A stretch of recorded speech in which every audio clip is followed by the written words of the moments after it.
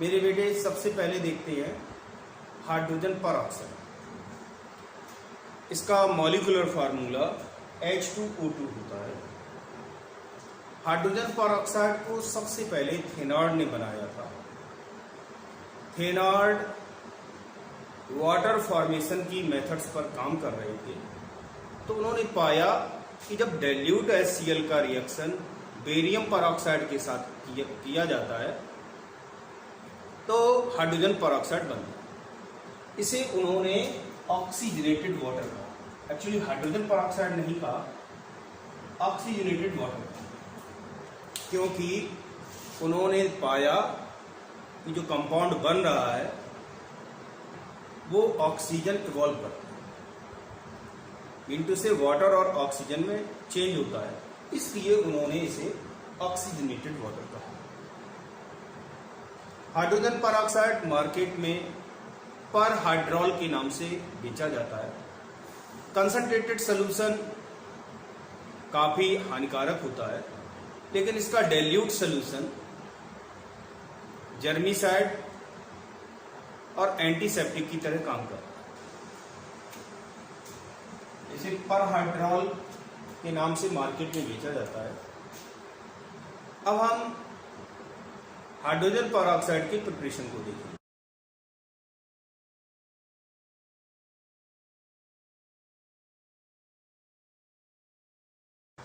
अब हम hydrogen peroxide को प्रिपेयर करने की मेथड्स देखेंगे और उनमें सबसे पहले है लैब मेथड।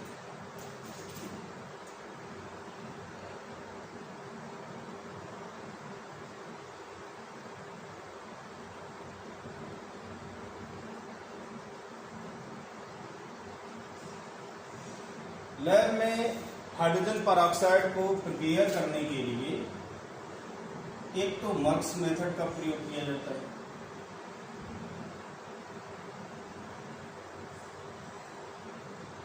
और जो दूसरी मेथड है वो है फ्रॉम हाइड्रेटेड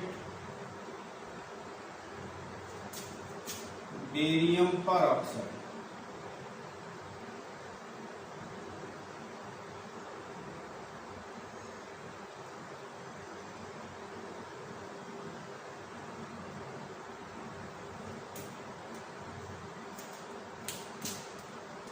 मर्क्स मेथड में बेरियम पर ऑक्साइड के सॉल्यूशन में कार्बन डाइऑक्साइड को पास किया। जब कार्बन डाइऑक्साइड को कोल्ड सॉल्यूशन ऑफ बेरियम पर ऑक्साइड में पास करते हैं तो हाइड्रोजन पर ऑक्साइड मिलता है। By passing carbon dioxide in cold solution of barium peroxide.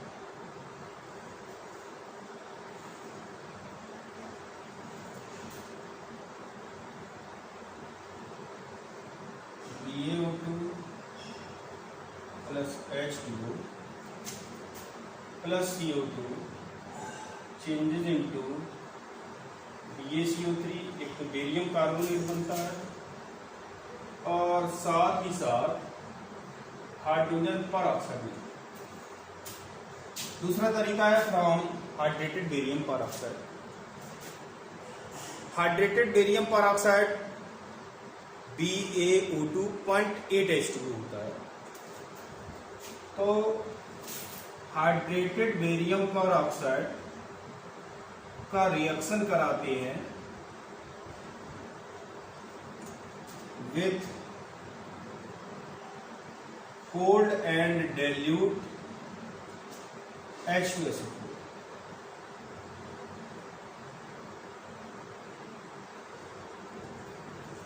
एक तो मिलता है barium sulphate plus 8H2O plus H2O2। तो इस तरीके से हमें बेरियम सल्फेट मिलता है और हाइड्रोजन पर ऑक्साइड मिलता है। इस मेथड में बेरियम सल्फेट बाई प्रोडक्ट की तरह बनता है और यह हाइड्रेटेड बेरियम पर ऑक्साइड पर बेरियम ऑक्साइड की लेयर डेवलप करता है, जिससे फर्दर रिएक्शन रुक जाता है। साथ ही साथ H2SO4 हाइड्रोजन पर ऑक्साइड के डिकम्पोजिशन को कैटलाइज करता है, इसलिए H2SO4 की जगह weaker acids like H3PO4 and H2CO3 का यूज किया जा सकता है। या तो हम ऑर्थोफॉस्फोरिक एसिड का यूज करें या फिर कार्बोनिक एसिड का यूज करते हैं।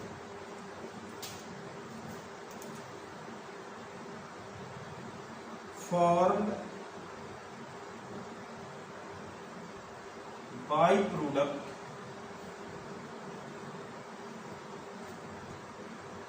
BaSO4 develops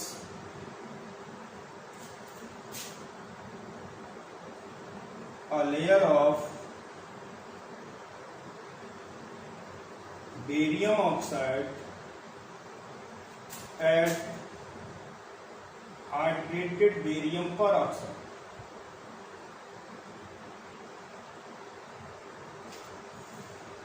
and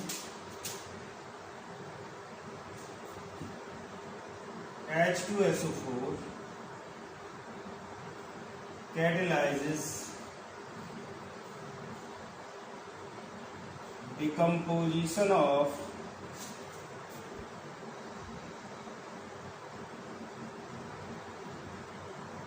H2O2. So weak acids like orthophosphoric acid,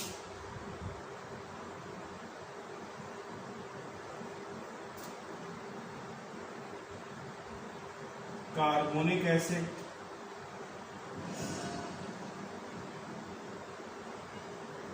are used in place of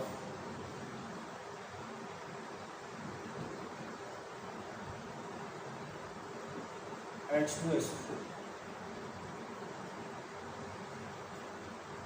तो मैंने दो मेथड बताए। पहला बताया मर्स मेथड, इसमें बेरियम परऑक्साइड के सॉल्यूशन में कार्बन डाइऑक्साइड को पास किया जाता है, और दूसरा बताया फ्रॉम हाइड्रेटेड बेरियम परऑक्साइड। तो इसमें हम हाइड्रेटेड बेरियम परऑक्साइड का reaction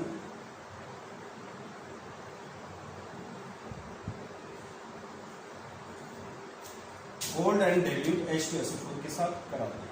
When hydrated barium peroxide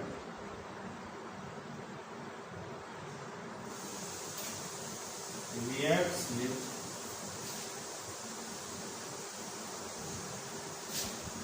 dilute and cooled H2SO4,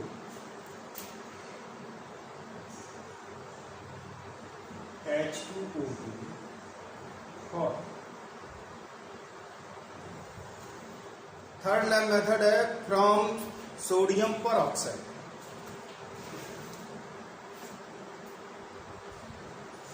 from sodium peroxide.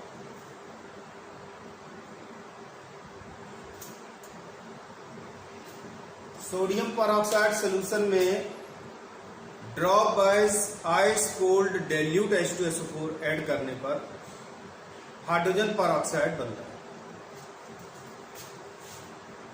Drop बाइस addition of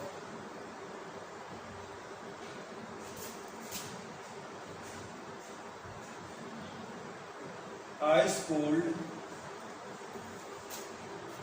and dilute H2SO4 in solution of sodium peroxide gives hydrogen peroxide. sodium peroxide reacts with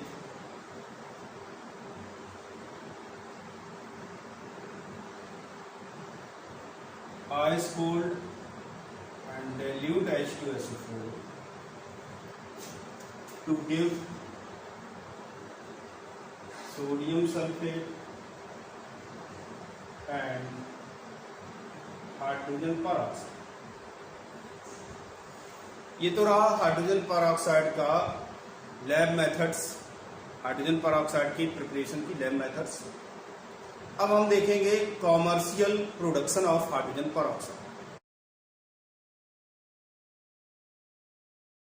large scale पर hydrogen peroxide बनाने के लिए जो first method है वो है bye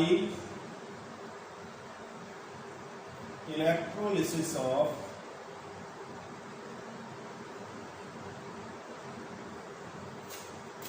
%,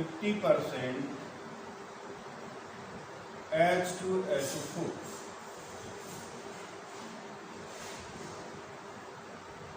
%, H2SO4 solution का इलेक्ट्रोलिसिस प्लेटिनम इलेक्ट्रोड की प्रेजेंस में कराने पर डाई सल्फ्यूरिक एसिड मिलता है, और पर डाई सल्फ्यूरिक एसिड का हाइड्रोलिसिस करने पर हाइड्रोजन पेरोक्साइड मिलता है।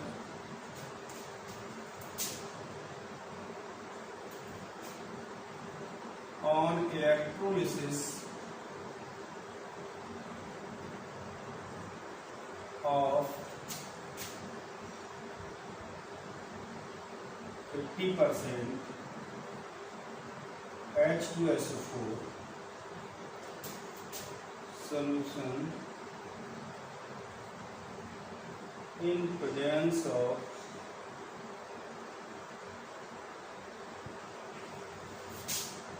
platinum electrodes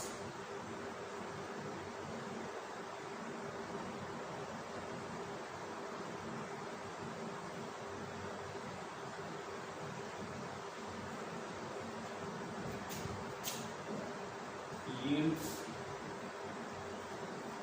यहाँ पर electrolysis electrolysis of 50% H2SO4 solution in presence of platinum electrodes yields per disulfuric acid, per disulfuric acid,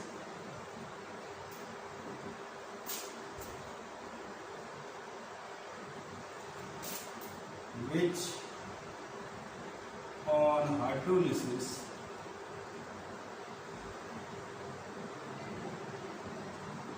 gives hydrogen peroxide।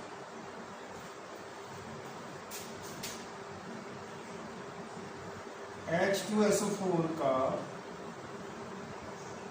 50% solution लेकर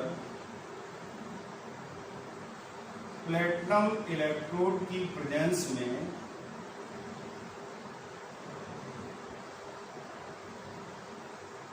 इलेक्ट्रोलिसिस कराने पर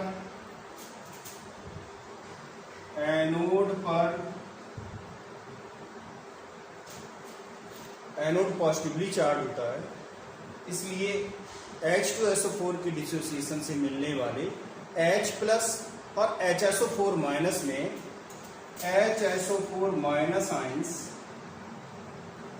एनोड पर जाएंगे, और एनोड पॉजिटिवली चार्ज है और ये निगेटिवली चार्ज है, तो एनोड इससे इलेक्ट्रॉन ले लेता है, और जब इलेक्ट्रॉन निकल जाएंगे तो H2S2 पर डाई सल्फ्यूरिक एसिड, पर डाई सल्फ्यूरिक एसिड बना, और कैथोड निगेटिवली चार्ज होता है, इसलिए कैथोड पर प्रोटॉन्स पहुंचेंगे, मीन टू से H प्लस आयंस, और ये पॉजिटिवली चार्ज है, कैथोड निगेटिवली चार्ज होता है, तो ये इलेक्ट्रॉन इसको दे देगा और जब इससे 2 इलेक्ट्रॉन ऐड हो जाएंगे तो हाइड्रोजन, और जो पर डाई सल्फ्यूरिक एसिड मिल रहा है इसका हाइड्रोलिसिस कराते हैं तो हमें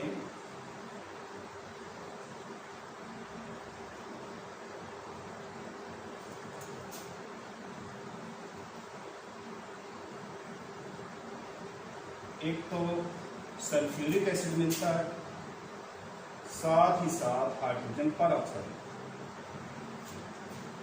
अब हम नेक्स्ट कमर्शियल मेथड पर आते हैं और वो है by two ethyl anthraquinone. Hydrogen पर ऑक्साइड के कमर्शियल प्रोडक्शन के लिए जो सेकेंड मेथड यूज की जाती है वो है by auto oxidation of 2 ethyl anthraquinone. Anthracene का स्ट्रक्चर इस तरह होता है।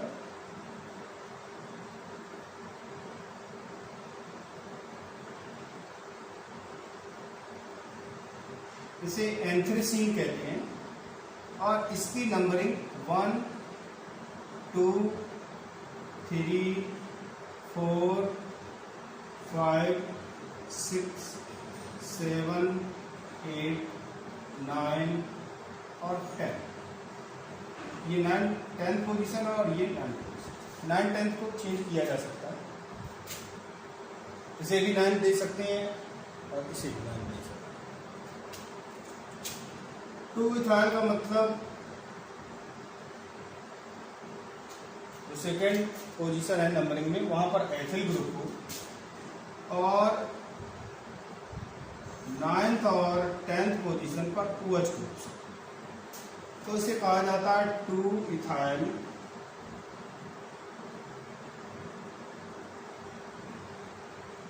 एंथ्राक्विनोन।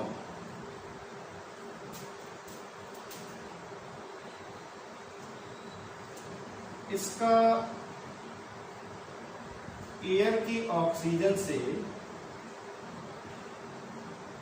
ऑक्सीडेशन होता है और 2 एथिल एंथ्राक्विनोन प्राप्त होता है।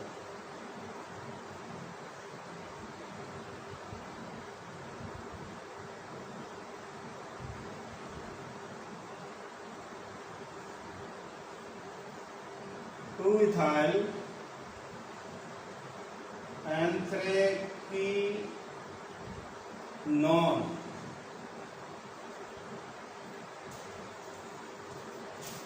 जब भी ओन आता है तो इसका मतलब होता है कि कार्बोनिल ग्रुप मीन से कीटो ग्रुप प्रेजेंट है, तो यहाँ पर C डबल बॉन्ड हो, यहाँ पर भी C डबल बॉन्ड, और ऑल आता है जिसका मतलब OH ग्रुप। तो 2 इथाइल एंथ्राक्विनोन बना, साथ ही साथ मिलता है हाइड्रोजन पर ऑक्साइड, और जब 2 इथाइल एंथ्राक्विनोन का रिडक्शन कराया जाता है with hydrogen in presence of palladium, तो हमें 2 एथिल एंथ्राक्विनोल मिलता है। तो इस मेथड में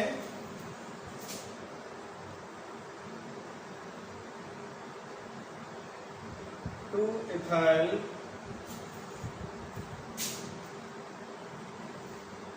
एंथ्राक्विनोल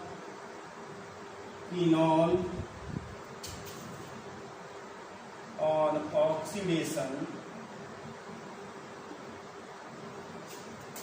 with air yields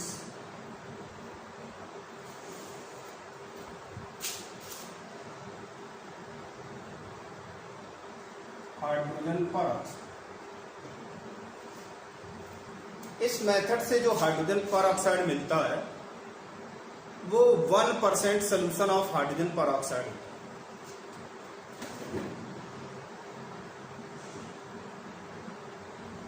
in this method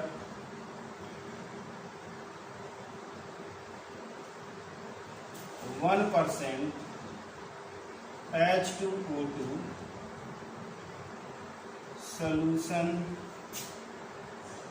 is for, इसमें जो H2O2 बनता है वो केवल 1% है, और इसका परसेंटेज बढ़ाने के लिए हम डिस्टिलेशन अंडर रिड्यूस प्रेशर करते हैं। तो इसका परसेंटेज अगर ज़्यादा सावधानी से किया जाए तो परसेंटेज बढ़कर कर 85% तक हो जाता है। ये तो रहा commercial production of hydrogen peroxide. अब हम देखेंगे प्यूरिफिकेशन ऑफ हाइड्रोजन परऑक्साइड। अब हम देखेंगे purification of hydrogen peroxide. Different methods में जब हाइड्रोजन परऑक्साइड प्रिपेयर किया जाता है तो मैक्सिमम 15% H2O2 सोल्यूशन मिल सकता है। इसे प्यूरिफाई करने के लिए पहले तो इसका डिस्टिलेशन किया जाता है, जिससे लगभग 30% H2O2 मिलता है।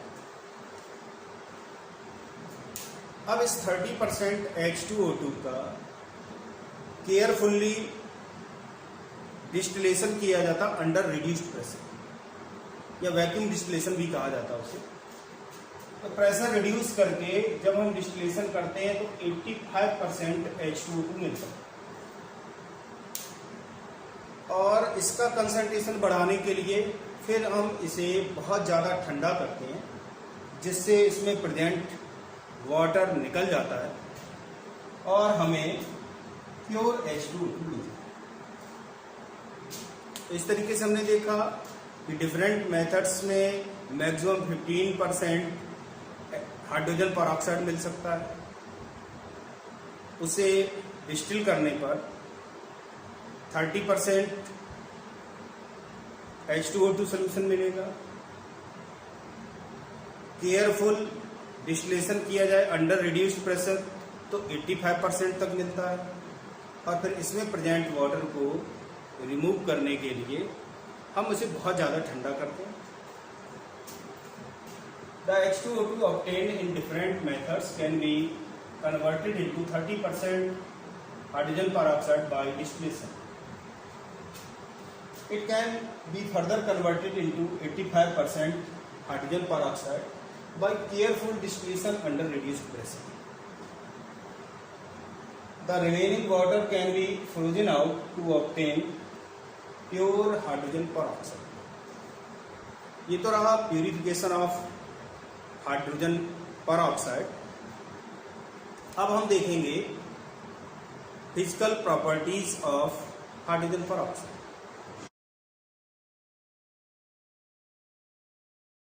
अब हम देखेंगे प्रॉपर्टीज ऑफ हाइड्रोजन परऑक्साइड, और उसमें सबसे पहले देखते हैं physical properties. Pure and anhydrous hydrogen peroxide blue colour का सीरपी लिक्विड होता है। Pure and anhydrous H2O2 is light blue syrupy liquid, syrup की तरह होता है। सेकेंड प्रॉपर्टी है it is colourless, odourless. Concentrated H2SO4 solution अगर स्किन के कांटेक्ट में आता है तो ये ब्लिस्टर्स क्रिएट करता है, छाले पड़ जाते, फफोले पड़ जाते हैं। तो concentrated H2O2 produces blisters on skin. Next है it has more stronger hydrogen bonding than water. इसमें हाइड्रोजन बॉन्डिंग वाटर की तुलना में बहुत ज़्यादा स्ट्रांग होती है, इसलिए ये वाटर और अल्कोहल में आसानी से घुल जाता है, ईथर में भी घुल जाता है। मोर बॉन्डिंग स्ट्रेंथ देन वाटर, इसकी बॉन्डिंग स्ट्रेंथ वाटर से ज़्यादा होती है, इसलिए अगर हम बॉइलिंग पॉइंट का ऑर्डर देखें तो सबसे ज़्यादा होता है H2O2 का,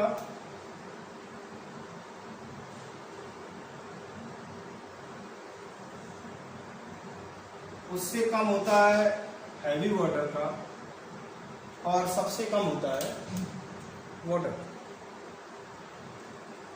नेक्स्ट फिजिकल प्रॉपर्टी है H2O2 easily decomposes in presence of light and temperature, so it is kept in dark bottles at cool places.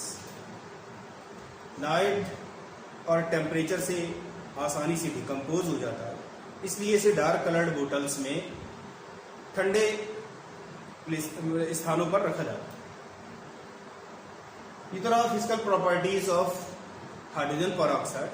अब हम देखेंगे chemical properties of hydrogen peroxide.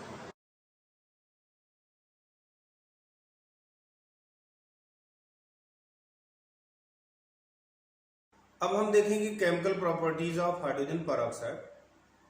Hydrogen peroxide heat किए जाने पर decompose हो जाता है in accordance with equation H2O2 changes into H2O plus O। और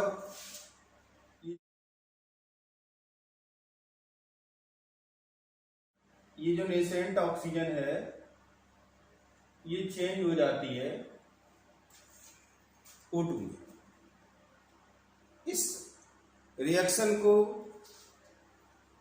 कुछ कंपाउंड्स कैटेलाइज करते हैं, मीन टू से H2O2 के डिकम्पोजिशन रेट को बढ़ा देते हैं। और कुछ कंपाउंड्स ऐसे भी होते हैं जो इस रिएक्शन के लिए नेगेटिव कैटलिस्ट का काम करते हैं, मीन टू से इस रिएक्शन की रेट को डिक्रीज करते हैं। जो इंक्रीज करते हैं डिकम्पोजिशन को उन्हें कहा जा सकता है डिस्टेबलाइजर्स ऑफ H2O2। और जो इस रिएक्शन के लिए नेगेटिव कैटलिस्ट का कार्य करते हैं, यानी कि इस रिएक्शन को रोकते हैं, उन्हें कहा जा सकता है स्टेबलाइजर्स ऑफ H2O2। तो सबसे पहले हम डिस्टेबलाइजर्स या कैटलिस्ट देखेंगे इस रिएक्शन के लिए कौन कौन से। एक तो मेटल आयंस हो सकते हैं लाइक Ni2+, Pt2+। दूसरा ट्रेसेस ऑफ बेस हो सकती है, थोड़ी मात्रा में बेस मिला दिया जाए तब भी ये रिएक्शन कैटलाइज हो जाती है। तीसरा हो सकता है प्लेटिनम, Au, Cu, Fe। ये मेटल्स हैं और MnO2 कंपाउंड है, इसकी प्रेजेंस में भी ये रिएक्शन कैटलाइज होती है। तो ये सभी रहे डिस्टेबलाइजर्स ऑफ H2O2। जो भी सब्सटेंस H2O2 के डिकम्पोजिशन को बढ़ाएगा, यानी कि उसे डिसोसिएट करेगा, वो कहलाएगा डिस्टेबलाइजर।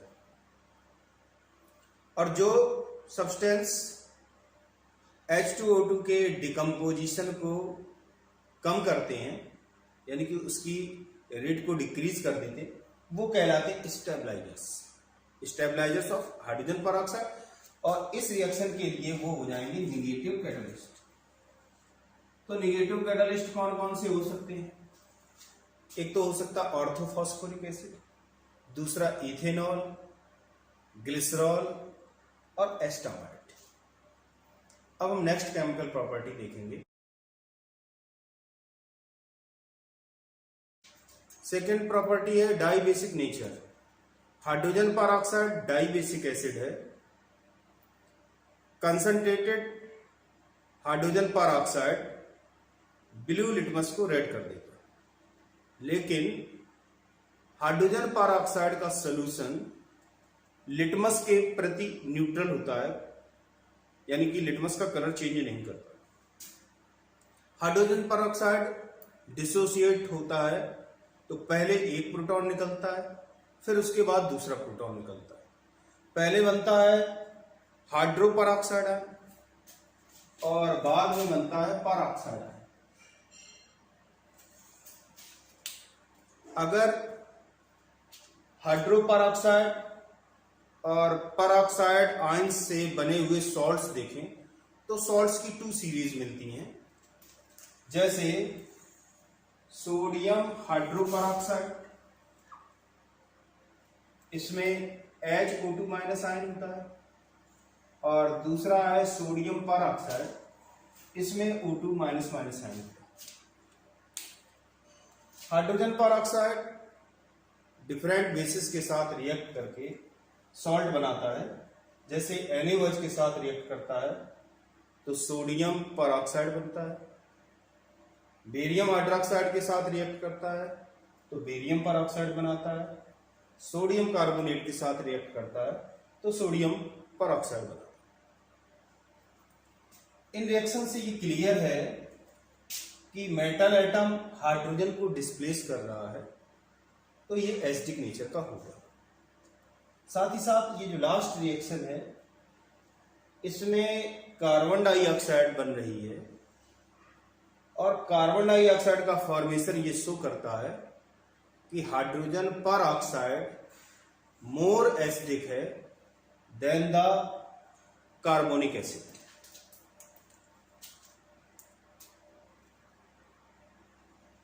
In last reaction,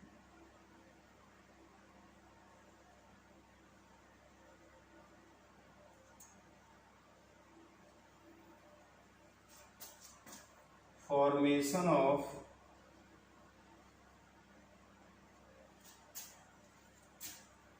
CO2 shows it is H2O2 is more acidic than carbonic acid.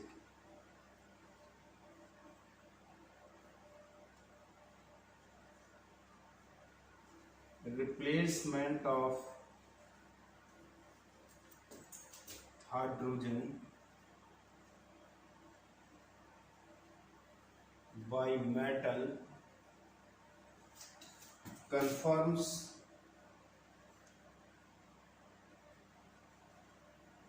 acidic nature.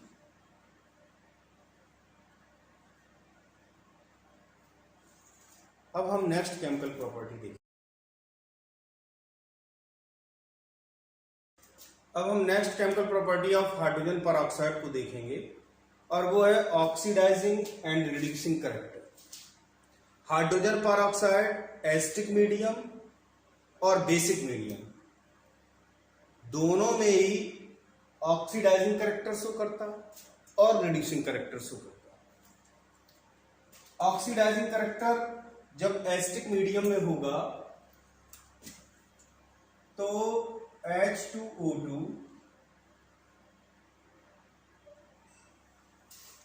का रिडक्शन होगा, क्योंकि ये कोई भी स्पीशीज जो इलेक्ट्रॉन निकालेगी उसको एक्सेप्ट कर लेगा तो उसका तो ऑक्सीडेशन हो जाएगा और ये इलेक्ट्रॉन एक्सेप्ट कर रहा है इसलिए इसका रिडक्शन होगा।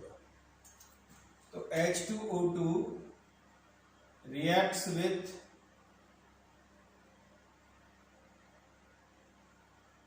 electrons and protons to convert into, protons are due to acidic medium and converted into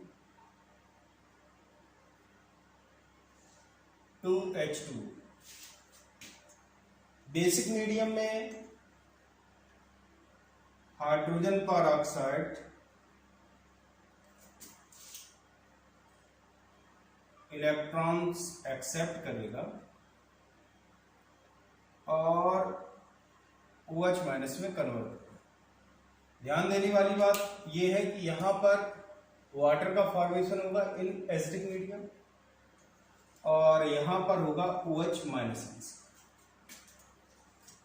तो फेरस आयंस को फेरिक आयन में कन्वर्ट करता है, साथ ही साथ H2O बनता है। सल्फाइड आयन को सल्फेट आयंस में कन्वर्ट करता है, साथ ही साथ H2O का फॉर्मेशन होता है। फेरस आयन को फेरिक में कन्वर्ट करेगा और OH माइनस करेंगे और Mn2 प्लस को Mn4 प्लस में, मैग्नस को मैग्निक में कन्वर्ट करता है और साथ ही साथ OH माइनस आयंस बनेगा। तो जब ऑक्सीडाइजिंग कैरेक्टर एसिडिक मीडियम में शो करेगा तो वाटर मॉलिक्यूल का फॉर्मेशन होगा, और जब बेसिक मीडियम में ऑक्सीडाइजिंग कैरेक्टर शो करेगा तो हाइड्रोक्साइड आयंस बनेगा। फेरस को फेरिक में, सल्फाइड को सल्फेट में, फेरस को फेरिक में, मैग्नेस को मैग्नेट।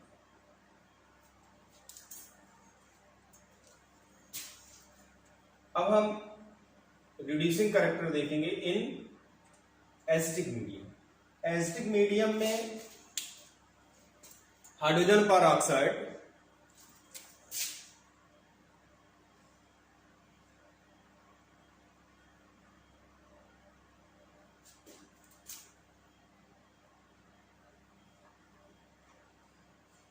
चेंज होता है 2H plus O2 plus electron, और जो ये इलेक्ट्रॉन रिलीज करता है, यही रिलीज्ड इलेक्ट्रॉन अदर सब्सटेंसेस का रिडक्शन करता है। मैंने इससे पहले वाले चैप्टर में मीन से रेडॉक्स रिएक्शंस में ये बताया था कि अगर कोई भी सब्सटेंस इलेक्ट्रॉन एक्सेप्ट करता है तो उसका रिडक्शन होता है, और अगर इलेक्ट्रॉन रिलीज करता है तो उसका ऑक्सीडेशन होता है। तो जब ऑक्सीडाइजिंग एजेंट की तरह ये बिहेव करेगा, मीन टू से अदर सब्सटेंस का ऑक्सीडेशन करेगा तो इसका रिडक्शन होगा, इलेक्ट्रॉन ये एक्सेप्ट करेगा, और जब ये अदर सब्सटेंस को रिड्यूस करेगा तो इसका ऑक्सीडेशन होगा, मीन टू से इलेक्ट्रॉन रिलीज करेगा। तो इसमें H2O2 कन्वर्ट होता है H प्लस आयंस O2 और 2 इलेक्ट्रॉन्स में। बेसिक मीडियम में अगर होगा तो H2O2 रिएक्ट करेगा 2OH माइनस आयंस के साथ, 2H2O बनेगा, O2 बनेगी और 2 इलेक्ट्रॉन्स रिलीज। ये जो रिलीज्ड इलेक्ट्रॉन है ये अदर सब्सटेंस का रिडक्शन करेगा। यहां पर ध्यान देने वाली बात यह है कि जब भी हाइड्रोजन पर ऑक्साइड रिड्यूसिंग कैरेक्टर शो करेगा, मीन से अदर सब्सटेंस को रिड्यूस करेगा, तो ऑक्सीजन इवॉल्व होगी। इसमें भी ऑक्सीजन इवॉल्व हो रही और इसमें भी ऑक्सीजन इवॉल्व हो रही। एसिडिक मीडियम में H2O अगर ऑक्सीडाइजिंग हो रहा, ऑक्सीडाइजिंग एजेंट की तरह ये बिहेव कर रहा। बेसिक मीडियम में हाइड्रोक्सिल है, और जब रिड्यूसिंग कैरेक्टर शो करेगा तो दोनों में ऑक्सीजन रिलीज होगी। MnO4 माइनस आयंस को Mn2 प्लस आयंस में कन्वर्ट करता है, HOCl को HCl और H2O में कन्वर्ट कर देगा। इन बेसिक मीडियम, अगर बेसिक मीडियम की बात करें तो यहां पर MnO4 Mn2 प्लस आयंस में कन्वर्ट हो रहे हैं, और यहां पर बेसिक मीडियम में MnO4 माइनस MnO2 में कन्वर्ट होगा। I2 को I माइनस मीन से आयोडीन को आयोडाइड आयंस में कन्वर्ट कर देता है। ये तो रहा ऑक्सीडाइजिंग एंड रिड्यूसिंग कैरेक्टर। अब हम नेक्स्ट केमिकल प्रॉपर्टी देखेंगे। नेक्स्ट केमिकल प्रॉपर्टी है रिएक्शन विथ ओजोन। जब हाइड्रोजन पर ऑक्साइड ओजोन के साथ रिएक्ट करता है तो दोनों ही रिड्यूस हो जाते हैं, both get reduced।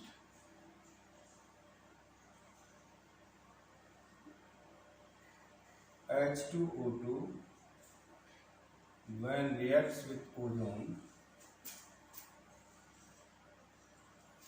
then formation of H2O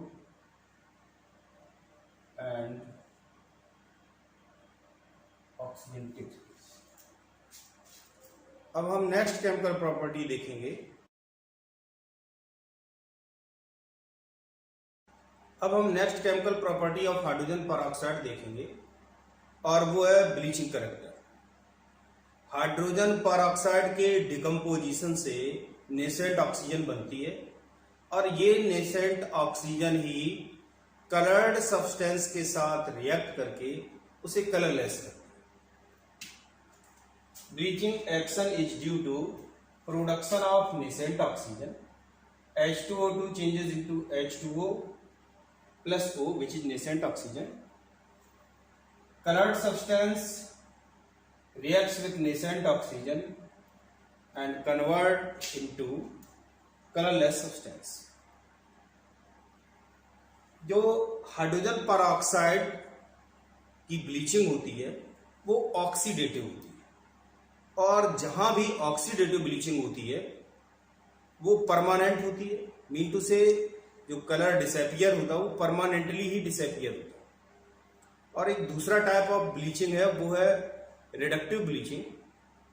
उसमें पहले कलर्ड सब्सटेंस का रिडक्शन होता है जिससे वो कलरलेस होता है और जैसे ही कलरलेस सब्सटेंस एटमॉस्फेरिक ऑक्सीजन के कांटेक्ट में आता है वो फिर से ऑक्सीडाइज हो जाता है और फिर से ऑक्सीडाइज होने पर वो फिर से अपना कलर मेंटेन करता है। मीन टू से अगर रिडक्टिव ब्लीचिंग होगी तो वो टेम्परेरी होगी और अगर ऑक्सीडेटिव ब्लीचिंग होगी तो वो परमानेंट ब्लीचिंग होगी। It bleaches silk, wool, hair, feather, ivory etcetera. ये तो रहा bleaching character of hydrogen peroxide. अब हम देखेंगे स्टोरेज ऑफ हाइड्रोजन परऑक्साइड। मेरे बेटे अब हम देखेंगे storage of hydrogen peroxide. Hydrogen peroxide light की प्रेजेंस में डिकम्पोज होकर वाटर और ऑक्सीजन देता है। ये रिएक्शन स्लो होता है लेकिन मेटल सरफेस की प्रेजेंस में या जरा सी भी मेटल की ट्रेसेस होगी, थोड़ी सी भी मेटल अगर मिलेगी तो ये रिएक्शन कैटेलाइज हो जाएगा। साथ ही साथ डस्ट की प्रेजेंस में भी ये रिएक्शन कैटेलाइज होता है। इसलिए इसे ग्लास कंटेनर में नहीं रखा जा सकता क्योंकि ग्लास कंटेनर में ट्रेसेस ऑफ मेटल्स होती हैं। तो इसे रखने के लिए हम वैक्स्ड लाइन्ड कंटेनर का यूज करते हैं। साथ ही साथ यूरिया को स्टेबलाइजर की तरह ऐड कर दिया जाता है। H2O2 decomposes slowly on exposure to light. 2H2O2 changes into 2H2O plus O2. Reaction is catalyzed by metal surfaces. Metal surfaces से ये reaction catalyzed होती है and by the traces of alkali metals present in glass container. और glass container में जो traces of alkali metals होती हैं उससे भी ये कैटेलाइज्ड होती है। Dust can induce explosive decomposition, hence it is always kept away from dust in wax lined glass और plastic vessels. Urea can be added as stabiliser. Urea इस reaction के लिए निगेटिव कैटलिस्ट का कार्य करती है, इसलिए यूरिया का यूज स्टेबलाइजर की तरह किया जा सकता है। ये तो रहा स्टोरेज ऑफ हाइड्रोजन परऑक्साइड। अब हम देखेंगे स्ट्रक्चर ऑफ हाइड्रोजन परऑक्साइड। मेरे बेटे अब हम देखेंगे structure of hydrogen peroxide. X-ray analysis से पता चलता है कि हाइड्रोजन परऑक्साइड एक नॉन पोलर मॉलिक्यूल है और यह हाफ ओपन बुक स्ट्रक्चर रखता है। जैसे इस तरह स्ट्रक्चर और इसमें ये एंगल डाइहेड्रल एंगल कहलाता है। Oxygen atoms spine of the book पर होंगे, एक यहां होगा एक यहां होगा। X-ray study shows that H2O2 is a non-polar molecule with peroxide bond. It has half open book structure having O dash O, mean to say peroxide bond at spine. अगर हम गैस फेज और solid phase में देखें तो OH bond length gas phase में होती है 95 picometre, solid phase में 98.8 पिकोमीटर होती है। पेरोक्साइड बॉन्ड लेंथ देखें, मीन टू से bond length of O bond, तो गैस फेज में 147.5 पिकोमीटर होती है और सॉलिड फेज में 145.8 पिकोमीटर होती है। अगर हम ऑक्सीजन और हाइड्रोजन के बीच का बॉन्ड एंगल देखें तो गैसियस फेज में 94.8 डिग्री का होता है और अगर सॉलिड फेज में देखें तो 101.9 डिग्री का होता है। डाइहेड्रल एंगल गैसियस फेज में 111.5 डिग्री का होता है जबकि सॉलिड फेज में 90.2 डिग्री होता है। तो ये वैल्यूज लर्न करनी पड़ेंगी। तो ये तो रहा स्ट्रक्चर ऑफ हाइड्रोजन पेरोक्साइड। अब हम देखेंगे यूजेस ऑफ हाइड्रोजन पेरोक्साइड। मेरे बेटे अब हम देखेंगे uses of hydrogen peroxide. Hydrogen peroxide germicide और एंटीसेप्टिक होता है, इसलिए इसका dilute solution cuts, wounds, teeth, years की वॉशिंग के काम आता है और साथ ही साथ गरारे करने के काम आता है, गार्गल्स में यूज किया जाता है। और इसका जो डाइल्यूट सॉल्यूशन होता है उसे परहेड्रॉल कहा जाता है। वो मार्केट नेम जो उसका है वो परहेड्रॉल है। 30% H2O2 सॉल्यूशन, इसका कॉमर्शियल नेम जो है वो परहेड्रॉल है।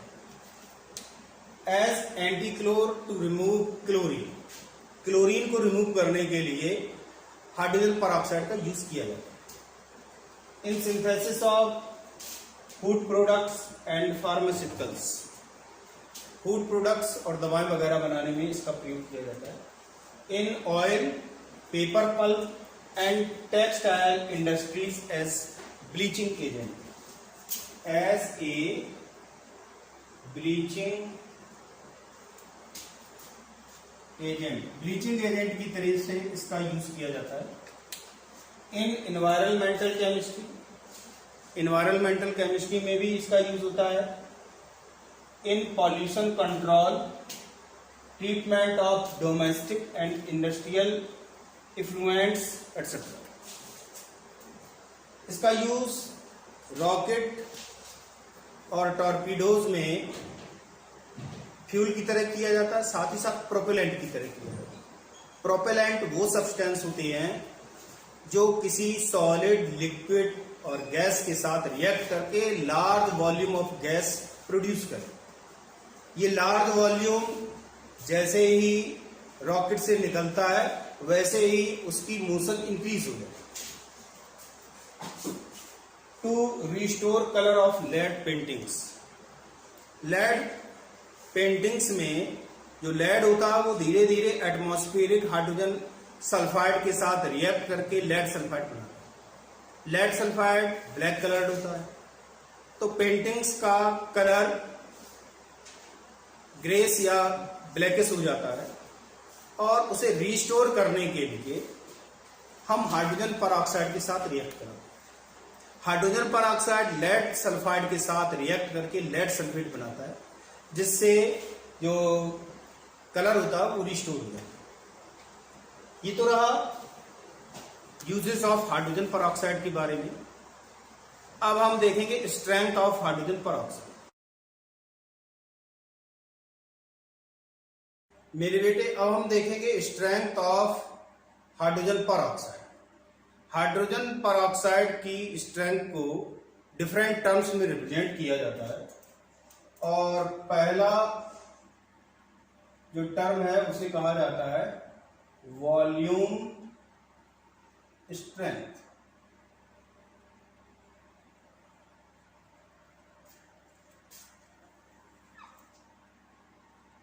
एक्स वॉल्यूम या एक्स वी करके भी लिख दिया जाता है, तो x V H2O2। X volume H2O2 करके रिप्रेजेंट किया जाता है। दूसरा होता है ग्राम पर लीटर स्ट्रेंथ।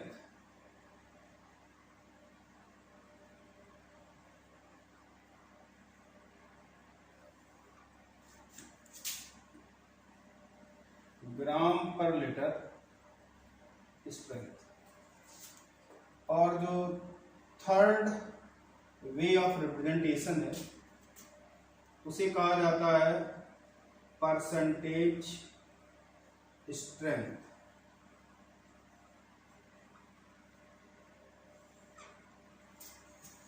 अब हम एक एक करके इनको समझेंगे। Volume strength x volume H2O2, इसका मतलब होता है 1 litre of X V H2O2 solution on decomposition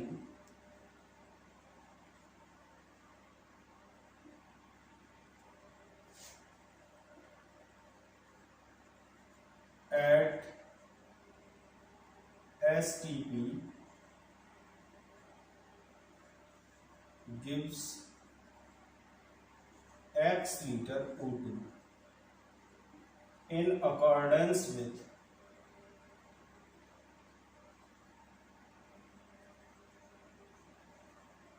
following equation।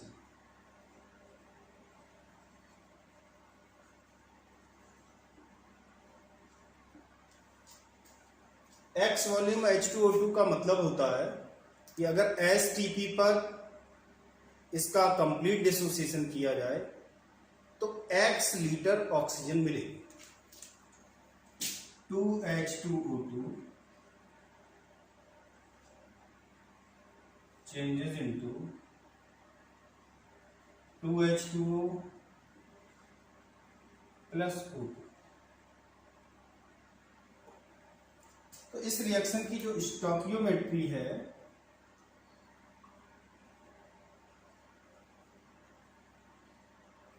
उसके अकॉर्डिंग अगर देखा जाए तो 2 moles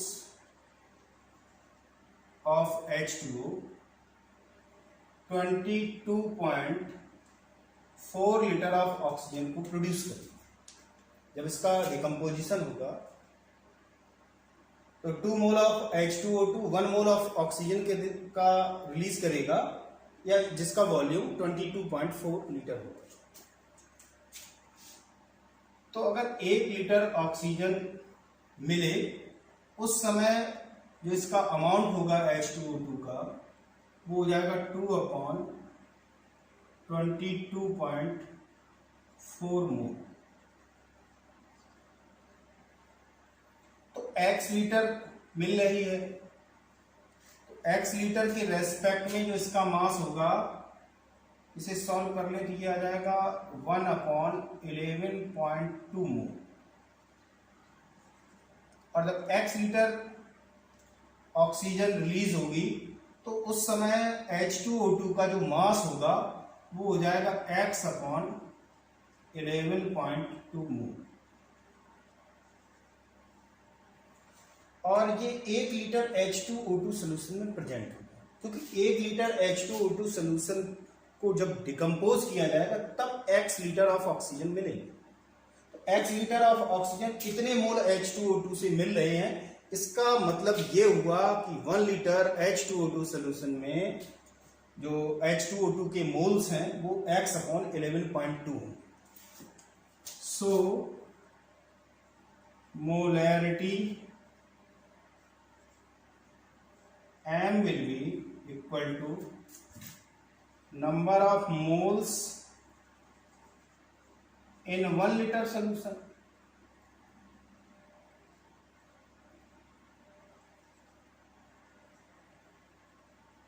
It will be equal to x/11.2, or it can also be written as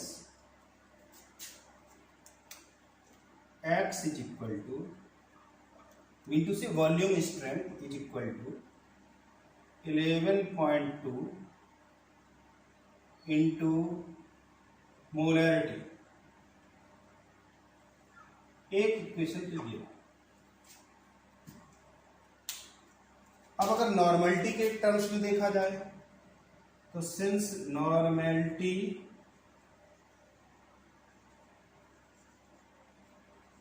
m is equal to होता है m इंटू n फैक्टर, और n factor H2O2 के लिए होगा 2, क्योंकि ये डाई बेसिक एसिड है। तो इसकी वैल्यू हो जाएगी m की वैल्यू x/11.2 है और इंटू हो जाएगा 2। इसे सॉल्व करेंगे तो ये 5.6 टाइम्स इसको कैंसिल करेंगे तो 5.6 टाइम कैंसिल होगा। और इस तरीके से अगर हम x देखेंगे in terms of normality, then the value of x will be equal to 5.6 into n। This is second equation. अब हमें ग्राम पर लीटर स्ट्रेंथ निकालनी है। ग्राम पर लीटर का मतलब होता है W in grams and volume of solution is in liter. Since molarity M is equal to होता है number of moles upon volume in liter, it will be equal to W upon molar mass of H2O2 into volume in liter। और हमको ये भी ग्राम में रहेगा, ये ग्राम पर मोल में रहेगा, तो हमको इतनी वैल्यू निकालनी। H2O2 का मोलर मास होता है 34 इंटू V, और ऊपर हो जाएगा W इन ग्राम, ये लीटर। तो अगर हम इससे W अपॉन V की वैल्यू निकालें तो वो हमें मिल जाएगी 34 into molarity, it will be equal to 34 into molarity की वैल्यू हम लोगों ने निकाली थी x/11.2। ये हो जाएगा x/11.2। इसे सॉल्व करेंगे तो हमें मिल जाएगा 340 अपॉन 112 इंटू x, और it will be equal to 170 upon 56 into x। तो W in gram, or it can also be written as strength in gram per liter, will be equal to 170 upon 56 into volume strength।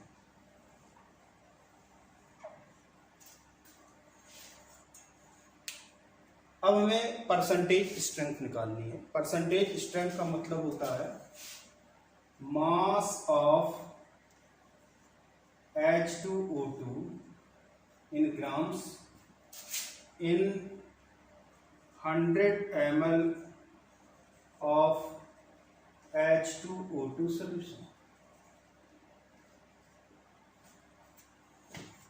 यहां पर जो हमने निकाला है वो निकाला है पर लीटर, मतलब 1 लीटर में इतने ग्राम H2O2 है। Since 1000 ml H2O2 solution contains 170 upon 56 into x gram, so ml H2O2 solution, that will be percentage strength, and it will be equal to 170 upon 56 divided by 1000 into x और multiplied by 100। इसे हम solve करेंगे तो ये आ जाएगा percentage S is equal to 17 upon 56 into volume strength.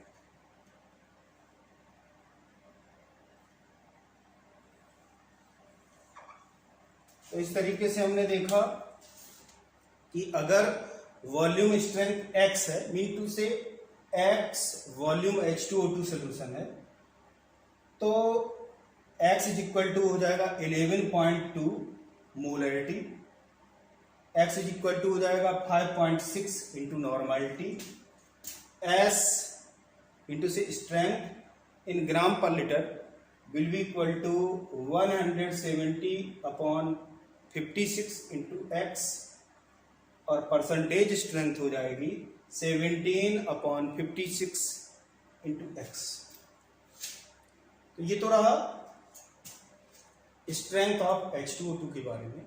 अब हम स्ट्रेंथ ऑफ हाइड्रोजन परऑक्साइड से रिलेटेड एक न्यूमेरिकल देखेंगे, और वो है calculate molarity, normality, gram per litre strength and percentage strength of 20 VH2O2। V2 से वॉल्यूम स्ट्रेंथ दी गई है और हमें मोलरिटी, नॉर्मेलिटी, ग्राम पर लीटर स्ट्रेंथ और परसेंटेज स्ट्रेंथ निकालनी है।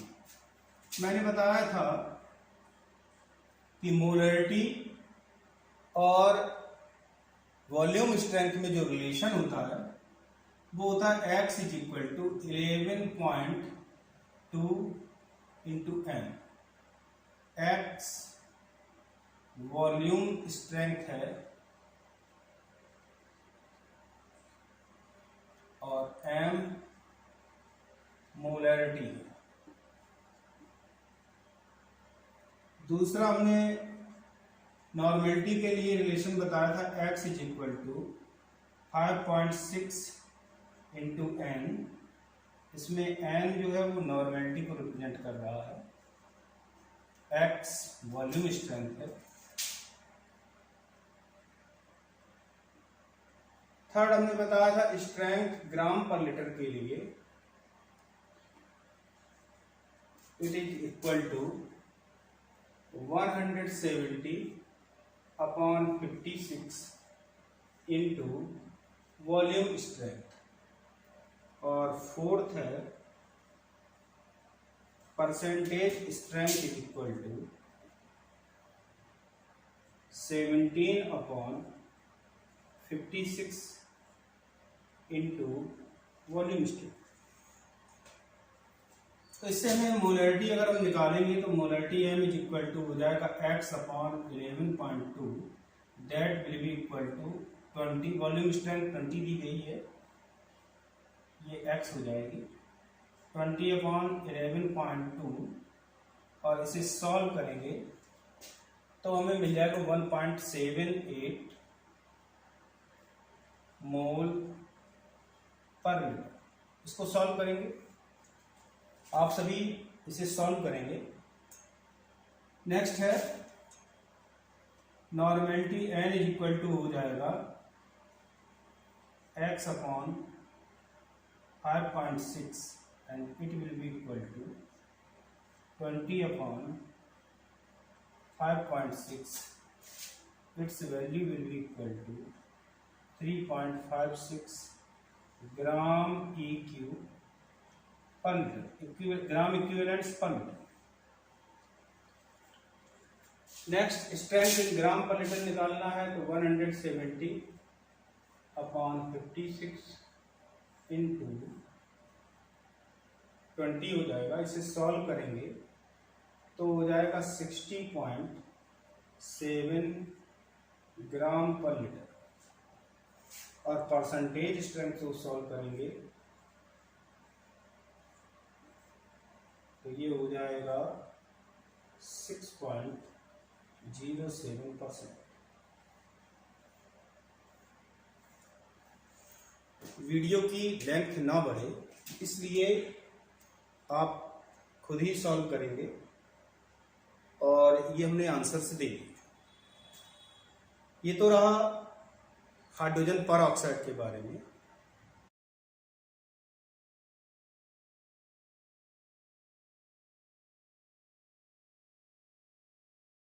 मेरे बेटे अब हम देखेंगे dihydrogen as a fuel. Dihydrogen को फ्यूल की तरह यूज किया जा सकता है। पर ग्राम डाई हाइड्रोजन के कंबसन से 142 किलो जूल एनर्जी रिलीज हुई, और ये कंपैरेटिवली ज्यादा है common fuels like LPG, methane, octane. तो अगर हम अमाउंट ऑफ रिलीज्ड एनर्जी के टर्म्स में कंपेयर करें तो सबसे ज्यादा होती है हाइड्रोजन की, उससे कम एनर्जी रिलीज करता है मीथेन, उससे कम करता है एलपीजी, और उससे कम करता है ऑक्टेन। यानी कि ये कैलोरीफिक वैल्यू का ऑर्डर है। कैलोरीफिक वैल्यू का मतलब होता है कि एक पर्टिकुलर अमाउंट के द्वारा रिलीज्ड अमाउंट ऑफ एनर्जी। तो सबसे ज्यादा कैलोरीफिक वैल्यू हाइड्रोजन की होगी और सबसे कम ऑक्टेन की होगी।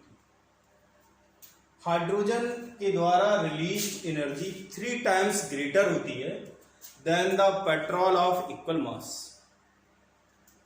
लेकिन हाइड्रोजन को स्टोर करने के लिए जो टैंक चाहिए होते हैं उनका mass equivalent amount of energy containing petrol की तुलना में 30 टाइम्स ज्यादा है। Mass of cylinder containing compressed hydrogen is 30 times as much as the cylinder of petrol containing same energy। साथ ही साथ जो कंप्रेस्ड हाइड्रोजन होती है उसके लिए रिक्वायर्ड टेम्परेचर 20 केल्विन होता है। Liquefied hydrogen requires 20 kelvin temperature. तो हमें एक तो मास भी देखना है और साथ ही साथ टेम्परेचर भी मेंटेन करना है। तो हमें बहुत ज्यादा स्पेसिफिक और इंसुलेटेड टैंक्स की रिक्वायरमेंट होती है to store hydrogen. Specific insulated tanks are required to store dihydrogen. The tanks made of metal alloys like Na, Ni5, Ti, TiH2, titanium hydride, magnesium hydride are used to store dihydrogen. तो हम metal alliance के बने हुए tanks को di hydrogen को store करने के लिए यूज करते हैं, जो कंपैरेटिवली काफी एक्सपेंसिव भी होते हैं। Hydrogen fuel is more eco friendly than common fossil fuels. Hydrogen fuel बहुत ज्यादा इको फ्रेंडली होता है क्योंकि इसको जब इसका कंबसन होता है तो केवल वाटर एज ए प्रोडक्ट मिलता है और वो पॉल्यूशन क्रिएट नहीं करता। इसलिए इसका यूज ज्यादा अच्छा होगा in comparison to fossil fuels like petrol, diesel, kerosene oil, क्योंकि उनके यूज से कार्बन डाइऑक्साइड रिलीज होगी और released carbon dioxide green house effect के लिए रेस्पॉन्सिबल होती है, क्योंकि ये टेम्परेचर, एटमॉस्फेयर का टेम्परेचर इंक्रीज कर देती है और एटमॉस्फेयर का टेम्परेचर इंक्रीज होने से जो ग्लेशियर्स होते हैं वो पिघलने लगते हैं और सी लेवल इंक्रीज हो रहा है, जिससे समुद्र के किनारे के जो कंट्रीज हैं वहां पर खतरा है। इसलिए हाइड्रोजन कंपैरेटिवली बहुत अच्छा फ्यूल है। Hydrogen fuel is more eco friendly than common fossil fuels. The only pollutants may be oxides of nitrogen. Hydrogen को जब जलाया जाएगा तो केवल नाइट्रोजन के ऑक्साइड बन सकते हैं, क्योंकि नाइट्रोजन इम्प्योरिटी के रूप में होती है तो उसके ऑक्साइड बन जाते हैं। इनको भी कम किया जा सकता है अगर हम सिलेंडर में स्मॉल अमाउंट ऑफ वाटर को इंजेक्ट कर दें, क्योंकि उससे टेम्परेचर कम हो जाएगा और नाइट्रोजन और ऑक्सीजन आपस में रिएक्ट नहीं कर पाएंगे। The only pollutants may be oxides of nitrogen as nitrogen is present as impurity. This can be minimized by injecting small amount of water into cylinder to lower the temperature so that oxygen and nitrogen may not react. ये तो रहा dihydrogen as a fuel. अब हम देखेंगे hydrogen economy. मेरे बेटे अब हम देखेंगे hydrogen economy. Hydrogen economy word का सबसे पहले यूज किया था जॉन बॉकरिस ने, एक सेमिनार में इन्होंने यूज किया था 1970 में। The term hydrogen economy was first coined by John Bockris in 1970। Hydrogen economy का तात्पर्य होता है कि जो नॉर्मली ट्रांसपोर्ट फ्यूल है जैसे गैसोलीन, और जो हीटिंग फ्यूल है वो है नेचुरल गैस, तो इन दोनों को हाइड्रोजन से रिप्लेस कर दिया जाए। Hydrogen economy refers to a system of delivering energy through the use of dihydrogen, replacing the gasoline as a transport fuel and natural gas as a heating fuel. Hydrogen economy का basic principle है ऐसी techniques develop की जाएं जिससे hydrogen को as a fuel utilise किया जा सके, उसका स्टोरेज आसानी से हो सके, हाइड्रोजन को आसानी से फॉर्म किया जा सके और उसके ट्रांसपोर्टेशन में भी कोई प्रॉब्लम ना हो। The basic principle of hydrogen economy is to develop techniques for transport and storage of energy in form of liquid or gaseous hydrogen. Hydrogen as a fuel eco friendly होता है क्योंकि इसके use से केवल एक by product बनता है और वो है वाटर, और वो पॉल्यूटेंट नहीं होता। कभी कभी अगर नाइट्रोजन प्रेजेंट होती है तो नाइट्रोजन के ऑक्साइड बन सकते हैं और उनको भी, उनके प्रोडक्शन को भी मिनिमाइज किया जा सकता है by injecting the water in cylinder of hydrogen. ये जब मैंने हाइड्रोजन एज ए फ्यूल बताया था तब मैंने आपको ये बात बताई थी। तो ये तो रहा हाइड्रोजन इकोनॉमी के बारे में। यूनिट 9 यही फिनिश होती है। हम नेक्स्ट वीडियो में यूनिट 10 को देखेंगे। Till then work hard.